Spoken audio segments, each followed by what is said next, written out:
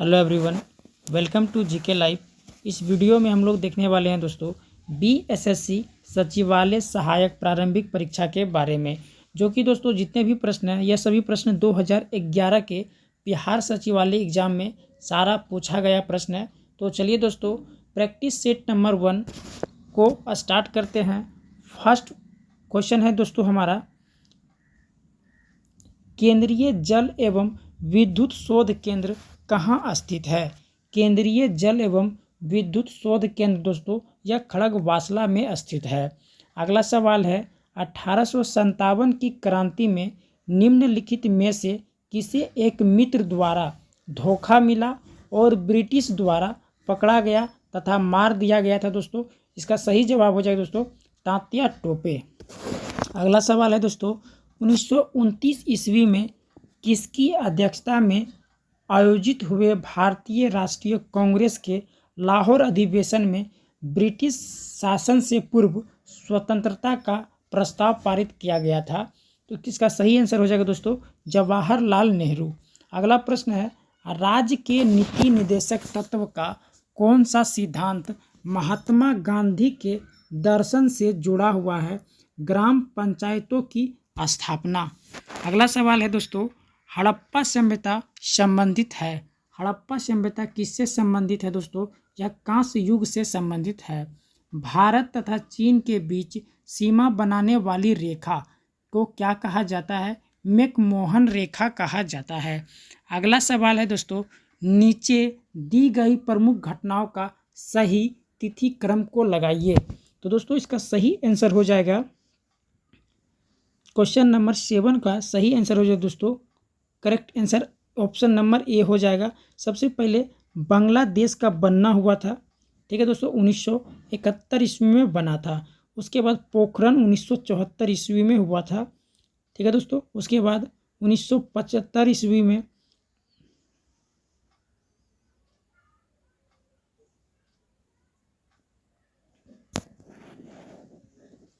अगला प्रश्न है दोस्तों, निम्नलिखित में किन देशों के समूह से भूमध्य रेखा गुजरती है।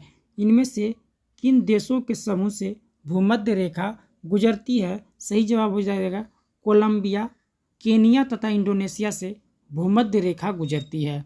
अगला सवाल है, चीनी यात्री हेनसोंग ने भारत का भ्रमण किया था।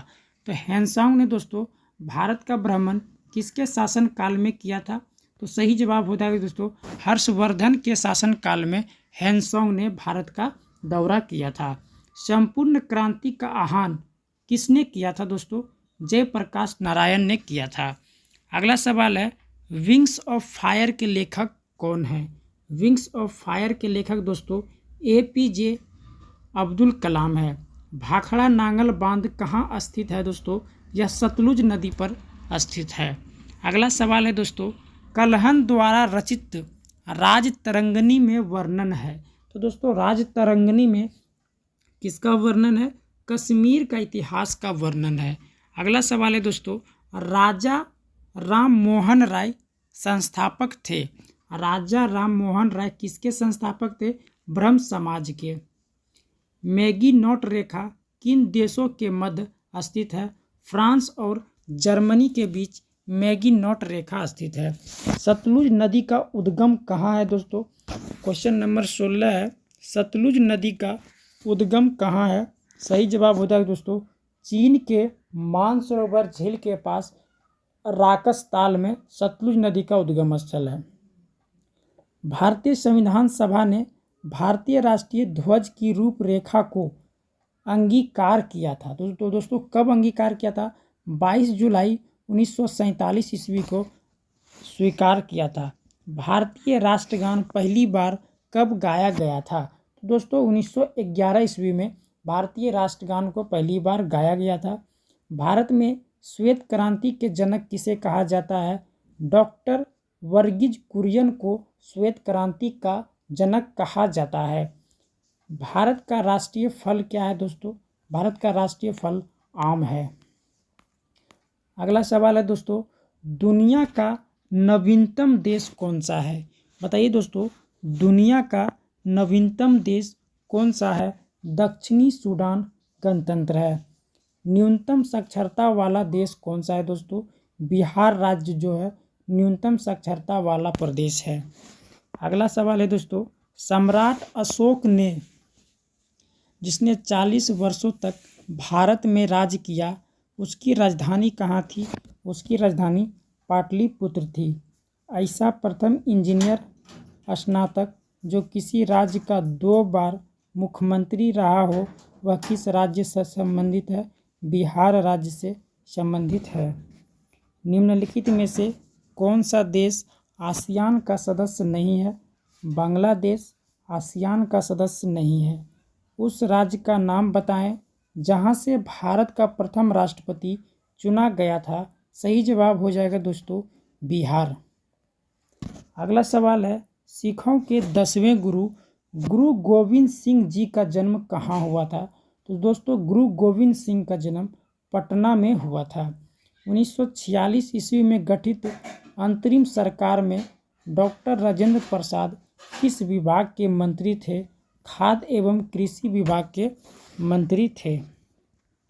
अगला सवाल है, वैश्विक तापमान के बढ़ने की समस्या से निपटने के लिए अपने लोगों पर कार्बन कर लगाए जाने का प्रस्ताव करने वाला विश्व का पहला देश कौन बना है?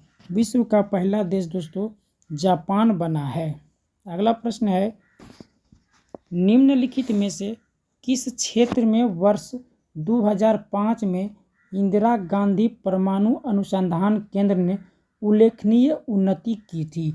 सही जवाब हो जाएगा दोस्तों फास्ट ब्रीडर टेस्ट रिएक्टर के यूरेनियम प्लूटोनियम मिश्रित कार्बाइड ईंधन का पुनर्संसाधनीकरण।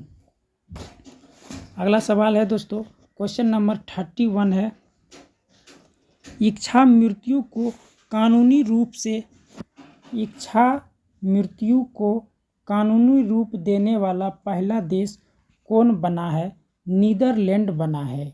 अगला प्रश्न है, निम्नलिखित में से कौन सा आयोग सर्वप्रथम भारत के संविधान में स्थापित किया गया था? सही जवाब हो जाएगा दोस्तों, यह हो जाएगा चुनाव आयोग। अगला सवाल है, विश्व आर्थिक फोरम की वार्षिक बैठक का स्थल दावोस कहाँ स्थित है? तो दोस्तों दावोस जो है यह स्विट्जरलैंड में स्थित है। अगला सवाल है, ओलंपिक खेलों में किस खेल के लिए बैल बाकर पुरस्कार दिया जाता है? बैल बाकर कप प्रदान किया जाता है मुक्केबाजी खेल के लिए। प्राचीन नगर तक्षशिला निम्नलिखित में से किनके बीच स्थित है? तो तक्षशिला जो है दोस्तों वह सिंधु और झेलम के बीच में स्थित है। अगला प्रश्न है, निम्नलिखित में से कौन सा विद्रोह बंकिम चंद्र चटर्जी ने उपन्यास आनंद मठ के द्वारा प्रसिद्ध हुआ था? तो दोस्तों सन्यासी विद्रोह का चित्रण किया था। अगला प्रश्न है, निम्नलिखित में से कौन सा कथन सत्य नहीं है? बताइए दोस्तों कौन सा कथन सत्य नहीं है? कावेरी नदी का उद्गम स्थल आंध्र प्रदेश, ये सत्य नहीं है। निम्नलिखित में से कौन सा एक हिंदुस्तानी शास्त्रीय गायक है? इनमें से बताना है कौन सा एक हिंदुस्तानी शास्त्रीय गायक है। सही जवाब हो जाएगा गंगूबाई हंगल। गंगूबाई हंगल जो है वह हिंदुस्तानी शास्त्रीय गायक है। अगला सवाल है, कोलंबो से अल्मोड़ा तक व्याख्यान निम्नलिखित में से किसने अनुभव पर आधारित है? किसके अनुभवों पर आधारित है? सही जवाब हो जाएगा स्वामी विवेकानंद। अगला सवाल है दोस्तों, क्वेश्चन नंबर 40 है, वैज्ञानिक तथा औद्योगिक अनुसंधान परिषद का अध्ययन कौन है?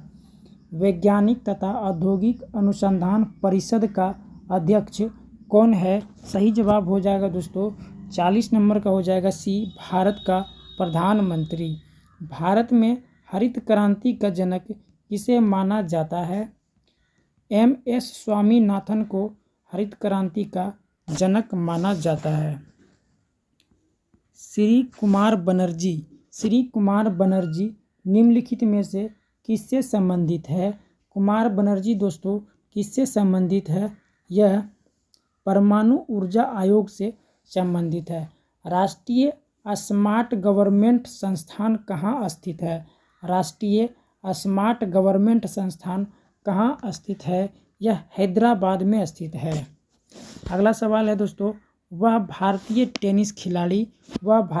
टेनिस खिलाड़ी जो फिल्म निर्माण हेतु हॉलीवुड से जुड़ी है, वह कौन जुड़ा है दोस्तों? सही जवाब है लिएंडर पेस जुड़ा है।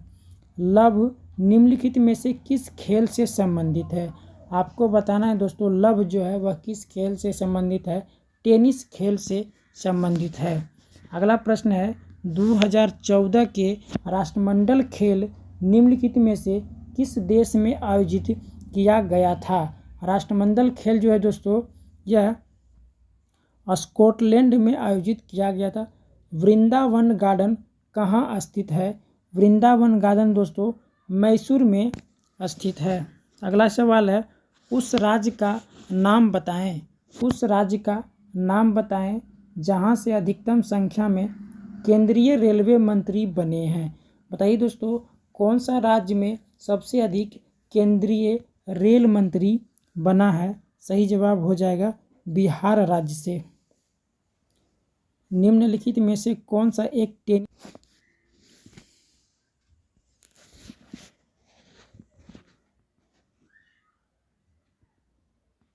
श्री एच आर भारद्वाज राज्यपाल है। तो दोस्तों श्री एच आर भारद्वाज किस राज्य के राज्यपाल है? यह कर्नाटक राज्य के राज्यपाल है।